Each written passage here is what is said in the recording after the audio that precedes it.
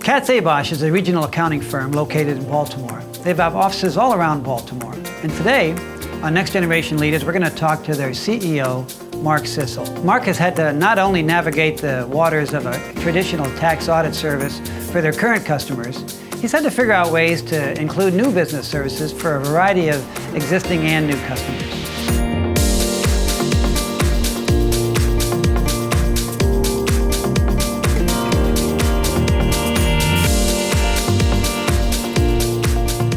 I'm here with Mark Cissell, the CEO of KatzAbosch, regional accounting firm here in Baltimore, and we're going to be talking about leadership.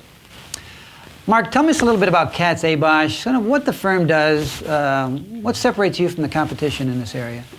Well, first, thanks for having me, Marty. I appreciate it. I think what separates us is, or what how I'd like to define us as a middle market CPA firm that provides services for middle market companies. Okay. And what I mean by middle market companies is companies in the that are privately held, typically family-owned businesses that are beyond the startup stage and are moving forward within their organization to grow their organization, and can't always budget for having both a controller and a CFO, and are wearing a lot of the hats themselves. And where I think we come in is not only on the expertise in the accounting and the tax side, but with the value-added services in terms of advisory and consulting services. And I think that's where our firm succeeds, in that we can give the information that the person needs, we can give the advice that the person needs, pretty much on a real-time basis. Well, it sounds like that the marketplace is shifting, and you guys are trying to adapt to that shift.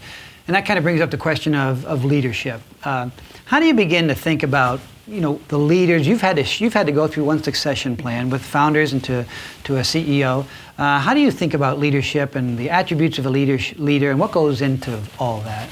Well, the first thing I want to say is what I think is very, very important is that the founders were very supportive of the change, and particularly when it's your baby. You've birthed the baby. It's pretty hard to let go. I think that's human nature.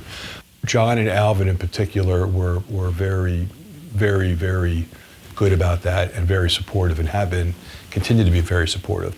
Everybody certainly has different leadership styles. My feeling is, number one, if to be a leader means that your troops, that your employees, your management team has faith in you, is going to follow you. How do you make that happen? I think that you number one, passion, you're decisive, you make decisions. You're not always going to make the right decision, but if you're going to go and vet something until you're absolutely positively sure it's right, then has time passed, and is that market or is that product already at a stage where you no longer have an opportunity? Well, it kind of brings us into vision, right? Where do you? The firm is going someplace. It's been around for a long time. You just said it's not your father's accounting firm anymore. There's sort of that crowd that works for you, and then an additional crowd that's sort of emerging. Yes. They have a whole different skill set. They're millennials. They may think differently than the baby boomer crowd. How do you sort of ensure that success happens over long periods of time? You have founders, you have current leaders, and then you have sort of that emerging leaders, that next generation leaders. How do you make sure that's going to continue to succeed? Well, I think first off, I think there's a significant difference between being a managing partner and a CEO or president of a CPA firm. Okay. I think there's a significant difference. And that's not necessarily always the case in most accounting firms, most professional services firms. Correct. Right? Okay. Correct. What I decided when I was given the opportunity to run the firm was that my job is to create the vision, to make sure that we impart that vision, to create the culture, to work with people within the organization, to help them to see that vision and create that culture. My goal is to get the firm to the next level, and as you said, to get those younger people on board. So to me, what's important is that we are certainly near the cutting edge in terms of technology, in terms of what the young people today coming out of school are looking for in terms of a work environment. Sure. I think it's very important to treat them as professionals. And if they need to come in at 9:30 because they have a child who's sick and they need to go to the doctor, or the weather is inclement and they don't feel comfortable coming in and they want to work from home, things of that nature. If you want the best out of them, in my opinion, very simple. If you act like a professional, you'll be treated like a professional. And I think that's what they're, and they don't want that 9 to 5. Yeah. I'm in my office, oh my God, what happens if I come in at 2 minutes after 9 or I leave at 4:45? So let's talk about innovation a little bit. Sounds like most accounting firms know how to do the debits and the credits. That's generally, you're not competing on that scale.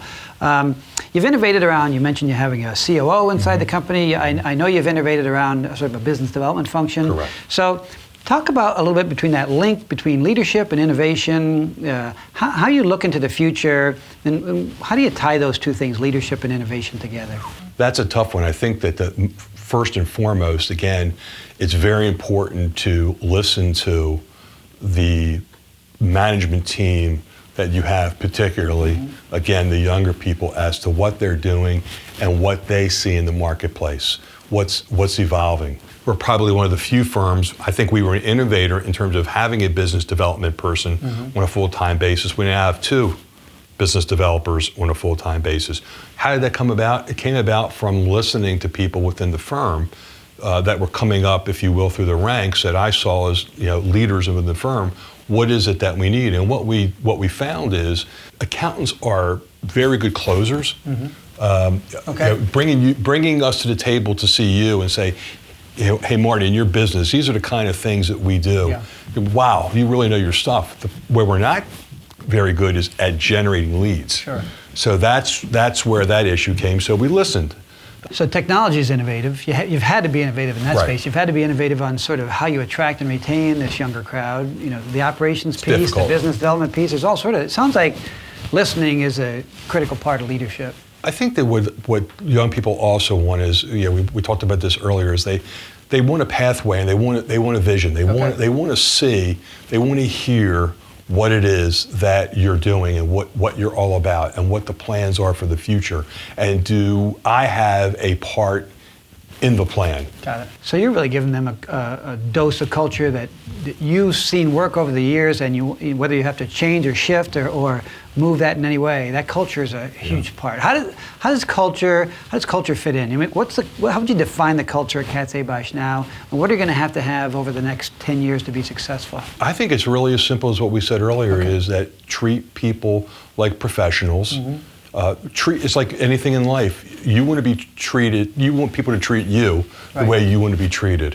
And in today's world, with the young people today, it's not like when I was coming up, where how did you advance? You advanced by being at the office first thing in the morning, last thing at night, 6 days a week, chargeable hours, chargeable hours, chargeable hours. It's a different model today, and people are different today. And if you don't adjust to that, you're in trouble. And I would also say part of leadership, a very big part of leadership, is knowing that you must, and I don't mean 20 years down the road, I mean today, I must be looking, and I am working on identifying my successor. Well, let me wrap up with a question on growth. Your shareholders, your board of directors, you have a vision to sort of take this company to the next level, and that has a lot of different definitions. But certainly part of that is growth, growing the company. Sure. Where's the link between these emerging leaders or these folks that work for you and sort of the growth of the company? It just doesn't happen by accident. Somehow they're involved in the growth, whether it's doing a great job or keeping their eyes open. How do you talk to them about that growth piece? Well, I think the first thing that I try as we get through, let's say, the apprenticeship, where I say that we know that the person is a very good accountant, a very good tax person, a very good auditor. The next thing to get to the next level, from my perspective, again, it's as simple as you must think less like an accountant and more like a business person. Gotcha. And what I work with them on is thinking like a business person, going into a meeting, not thinking, what am I, the accountant, going to say, but what if I were the business owner, what would I be concerned about? What types of things would be on my mind? Is the balance sheet balancing on their mind? Is advertising expense going from $10,000 to $11,000, a $1,000 difference on their mind? No. What's on their mind is, what things can you help me with to run this business more efficiently, more effectively, more profitably? Those are the kinds of things that we as accountants need to be looking at. So this is why I was excited to talk to you, because I know the things about managing and leading in an industry that's been around for a long, long time. But it's going to shift and it's going to change, and it continues to do that. And if leaders like you aren't innovating, aren't listening to the folks in the field, aren't thinking about different ways to do things, offering different services, then you're sort of going to go to the way of the dinosaur. And it's been exciting to watch you and listen to you talk about some of the things you're doing, because I'm sure it makes for an attractive place to work. Mark's leadership of KatzAbosch has a strong theme of adapting and innovating. They've had to adapt around business operations and business development. And he's been very innovative around emerging leaders and what they're going to do for service offerings and the kinds of things they're going to do for their customers in the future.